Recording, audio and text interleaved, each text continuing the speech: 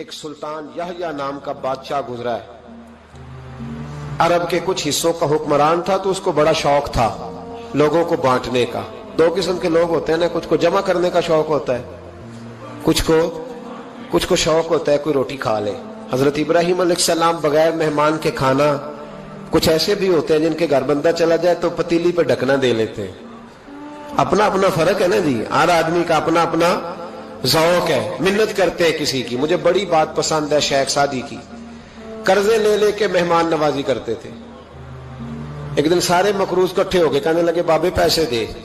بابا جی کہتے ہیں وہ پیسے مانگ رہے ہیں, مجھے ٹینشن ہے کہ انہوں نے کھوایا کچھ نہیں, مجھے پریشانی لگی. ایک بچہ کوئی چیز بیچ رہا تھا, وہ کھیل مرونڈا نہیں بیچتے بچے, وہ بیچ رہا تھا تو آ گیا, تو کہنے لگا لینی ہے. تو بابا جی کہنے لگے میرے مہمانوں کو کھلا دے ساری. بچہ بھی راضی ہو گیا کہ سارا اکٹھا ہی گاہک مل گیا ہے, تو سارا جب کھلا دیا کہنے لگا پیسے. تو شیخ سعدی فرمانے لگے تو بھی بیٹھ جا, یہ سارے پیسے لینے آئے ہوئے ہیں, بیٹھ جا, ان کے پیسے انہیں ملیں گے تو تجھے بھی. تو بچہ رو پڑا, رویا, کہنے لگا میں تو یتیم ہوں, 4 بہنیں چھوڑ کے آیا, اماں کی دوائی بھی لے کے جانی, مجھے تو پیسے چاہیے. بچہ رویا تو شیخ سعدی کا ایک مرید آیا, اس نے لا کے نظر پیش کی, کہ حضور یہ نذرانہ ہے. 400 دینار لایا. تو حضرت سعدی نے سب کو دیے, بچے کو بھی دیے. سب لوگ چلے گئے تو ان قرض لینے والوں میں سے ایک بندہ سمجھدار تھا, حضرت سعدی کے پاس آ کے کہنے لگا بابا سمجھ نہیں آئی, ہم برسوں سے لینے آ رہے تھے, مل نہیں رہے تھے, کتنے مہینوں سے مانگ رہے ہیں نہیں مل رہے تھے, آج فٹافٹ مل گئے. تو شیخ سعدی بزرگ تھے نا, تو بزرگوں والی بات کر گئے, کہنے لگے تم میں رونے والا کوئی نہیں تھا نا, پوری مجلس میں ایک بھی رونے والا ہو تو سب کا کام بن جاتا ہے. رونے والا عاشق دا کم رونا توڑا, اے بنا رویو نہیں منظوری, بنا رویو نہیں منظوری, تے بنا رویو نہیں منظوری. عاشق سدا ہی روندا رہندا, پاویں وصل ہوئے تے پاواں دوری. کا رونے والا ایک آ گیا ہے تو سب کا کام بن گیا ہے. تو کچھ لوگوں کو شوق ہوتا, بادشاہ کو سلطان یحییٰ عرب کے کچھ حصوں کا بادشاہ تھا, شوق بڑا تھا لوگوں کو کھلانے پلانے کا, بڑا شوقین تھا, بڑا بانٹتا تھا. اور کئی دفعہ معاذ اللہ اس پر فخر بھی کرتا تھا جو نہیں کرتا, تکبر سے بھی کہتا تھا بڑی جائیدادیں آؤ جس نے لینا ہے, تکبر بھی کرتا تھا معاذ اللہ جو نہیں کرنا چاہیے تھا. ایک دن جامع مسجد کے باہر کھڑے ہو کے نا بانٹنے لگا. کوئی فقیر آیا تو ایک مٹھی بھر کے اشرفیاں دے دی, کسی کو سونا دے دیا, کسی کو چاندی دے دی. ایک درویش بابا جی کونے میں بیٹھے ہوئے, اسی کسی دے کچھ بھی نہیں لگ دے, کوئی ضرورت نہیں, کونے میں بیٹھے. آپ یقین کریں, آپ تھوڑا سا رخ ادھر کریں, دنیا پیچھے پیچھے ہو جاتی ہے. اگر آپ پیچھے بھاگیں گے تو آگے دوڑ کے بھاگیں گے. یہ مزاج ہے قوم کا, کسی کا حال پوچھ لیں وہ بگڑ جاتا ہے, کہتا ہے مجھ سے کوئی کام ہوگا تبھی تو پوچھا ہے. اور آپ چپ کر جائیں, خاموش ہو جائے, یہ بھی بڑی مصیبت ہے. کہ پیار کر لیں تو اس کا بھی نقصان دیکھنے میں آتا ہے. کہتے ہیں پتہ نہیں میرے اندر کیا لالچ ہے, کیا خوبی ہے جس وجہ سے مجھ سے اتنی محبت ہو رہی ہے. وہ بابا جی کونے میں توجہ ہی نہیں کی. جب توجہ نہ کی تو سلطان کی توجہ خود بخود ہو گئی. سلطان یحییٰ کہنے لگے بابا کوئی قابل توجہ آدمی ہے, سب لوگ لائنوں میں لگے ہوئے بھاگ رہے ہیں, بادشاہ آیا ہے.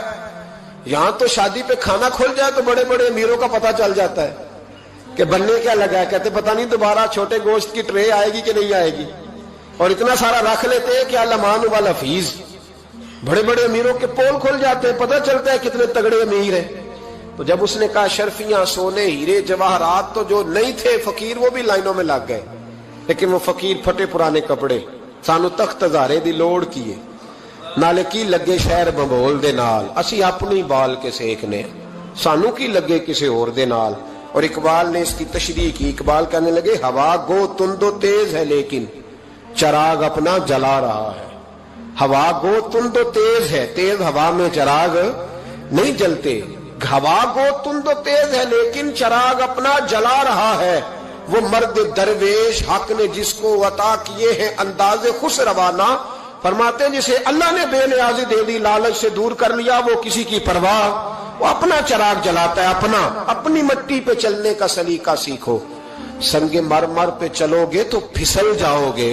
وہ بابا بیٹھا ہے تو بادشاہ کہنے لگا اسے بھی بلاؤ. بابے کو بلایا, کہنے لگا تجھے کچھ نہیں چاہیے؟ بابا کہنے لگا چاہیے تو بڑا کچھ, پر تجھ سے نہیں چاہیے. کہا کس سے چاہیے؟ فرمایا اس سے چاہیے جو دے کے حساب نہیں پوچھتا, بغیر حساب دیتا ہے, اس سے چاہیے. کہنے لگا نہیں, دروازہ کھلا ہے, تو بھی لے لے. بابا کہنے لگا میں لے تو لوں پر تو دے کچھ نہیں نہ سکتا. बादशाह को गुस्सा आया, अकड़ थी, तकब्बुर था, कहने लगा तू क्यों नहीं मैं दे सकता, तू सवाल कर।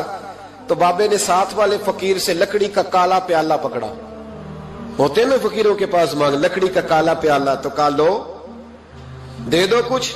उसने फौरी तौर पर सोने की अशरफियां मुट्ठी भरी और लकड़ी के प्याले में डाली।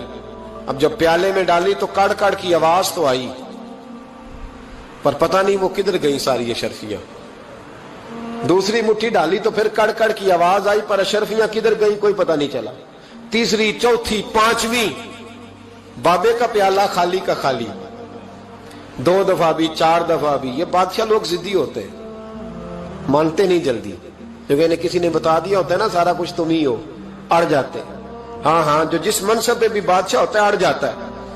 उसने कहा मैं भी जिद्दी हूं, प्याला भर के छोड़ना है। एक बोरी मंगा ली, दूसरी मंगा ली, तीसरी मंगा लिया। बाबा खुश है, मुतमईन है, चलो डालो, तुमने कहा था मिलेंगी। अब वो मुट्ठी डालता, कभी अशरफियां, कभी हीरे, कभी चांदी, पर पता नहीं किधर जाती। बिल आखिर आहिस्ता आहिस्ता बैक होने लग गया। वजीर कहने लगा बादशाह पीछे से बोरियां खत्म हो गई है, अब नई मंगाने लगेंगी, पीछे कोई चीज भी नहीं, खत्म हो गया सारा कुछ। इंसान किसी को क्या दे सकता है? क्या हाँ वो इंसान बड़ा नवाजते हैं जिनके पास खजाने भी अल्लाह के दिए हुए होते हैं, वो नवाजते हैं लोगों को, वो नवाजते। कहा तू क्या दे सकता है? बादशाह जब तंग आ गया ना बादशाह, तो घोड़े से नीचे उतर आया और बाबे के पैरों में बैठ के कहने लगा बाबा ये प्याला है किस बला का नाम? नीचे कौन सा कुआं है कि जो कुआं जो नीचे गिराता ही जाता है और जो भरता ही नहीं है? तो अब बादशाह का हाथ रुका तो बाबे ने प्याला छोड़ दिया और बड़ा कीमती लफ्ज कहा। बाबा कहने लगा बादशाह ये इंसानी ख्वाहिशात का प्याला है, ये इंसान की ख्वाहिशों का प्याला है, ये लालच का प्याला है, ये कभी भर सकता। इंसान कभी कहता है या अल्लाह अपना मकान दे दे, बड़ा राजी हूं, उसे अपना मिल जाता है, फिर कहता है नहीं सोसाइटी में होना चाहिए। फिर सोसाइटी में अल्लाह देता है तो कहता है 5 मरले का छोटा है। इसके नफ्स का प्याला कभी भरता। नबी पाक अलैहिस्सलाम ने फरमाया था उस ख्वाहिश के पीछे ना लगना जो तुम्हें नई ख्वाहिश में डाल दे। कोई नहीं समझ आई बात किया, बड़ी बात कर दी हुजूर ने एक जुमले। मुस्नद इमाम अहमद बिन हंबल में हदीस है, फरमाया उस ख्वाहिश के पीछे ना लगना जो तुम्हें एक नई ख्वाहिश में डाल दे, उसके पीछे ना लगना। और फरमाया उस ख्वाहिश के पीछे ना लगना जो तुम्हें बेजा ख्वाहिशों के पीछे लगा दे। लोगों के लल्ले तलल्ले, परेशानियां, आजमाइशें, लालच, हवस, वो परेशानी वो इतनी ओढ़ ली है लोगों ने कि दिलों से तकवा, रूहानियत, इबादत, दर्द, ज़ौक, शौक खत्म हो गया। दुनिया ही दुनिया बची है, दौलत ही दौलत बची है, बाकी हर चीज को नफ्स का सांप डस गया। मुअत्तज़ इब्न जौज़ी रहमतुल्लाह अलैह फरमाते मेरे शहर का एक मालदार शख्स था तो एक बड़ी नागन खरीद के लाया। नागन सोने का अंडा देती थी नागन, पर अंडा सोने का अंडा देती थी। उसके बाल बच्चों ने भी, एक ही बेटा था, बीवी थी, उन्होंने कहा अब्बा ये नागन है, इसका काम दसना है, तो तू ख्याल कर। क्या कहा था हज़रत सुल्तान बहू ने? खारे खूह कदी मिठे नहीं थींदे, भावे सै मना गुड़ पाइए, ते सप्पां दे पुत कदी मिठ नहीं थींदे, भावे चूलियां दूध पियाइए। इसकी फितरत में डसना है। तो ये डसेगी, बात खत्म हो गई। का नहीं, सोने का अंडा देती है। रख लिया घर में। बकरी रखी हुई थी, पालतू बकरी, बकरी को नागन ने डस लिया, बकरी तड़प के मर गई।